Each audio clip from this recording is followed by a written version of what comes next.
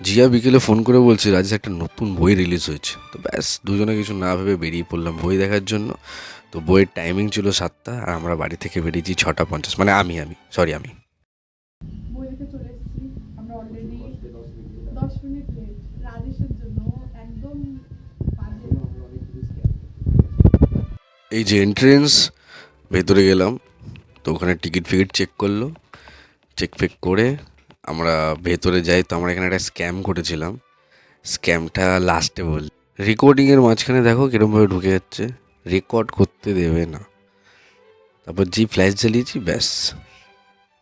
दोनों छत से कूद के मर जाते हैं, वरना वरना ये जो अभी लग रहा है उसमें तो मैं तेरा गला घोट दूंगा मुक्ति।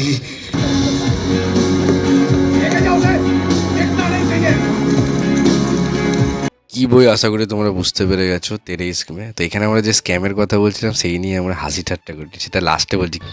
বইটা দারুণ বই।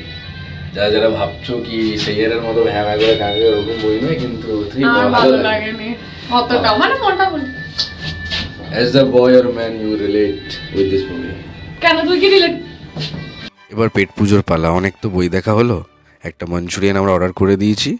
তো আমাদের হলে যে আমরা স্ক্যাম করেছি সেটা হচ্ছে আমরা 99-এর টিকিট কেটে 130 সিটে আমরা গিয়ে বসেছিলাম, তাও ইন্টারভেলের টাইমে। একদিকে আমরা গেনার হয়ে গেলাম। তো আমাদের মাঞ্চুরিয়ান চলে এসছে। ব্যাস আজকের জন্য টাটা, দেখা হচ্ছে নেক্সট ব্লগে।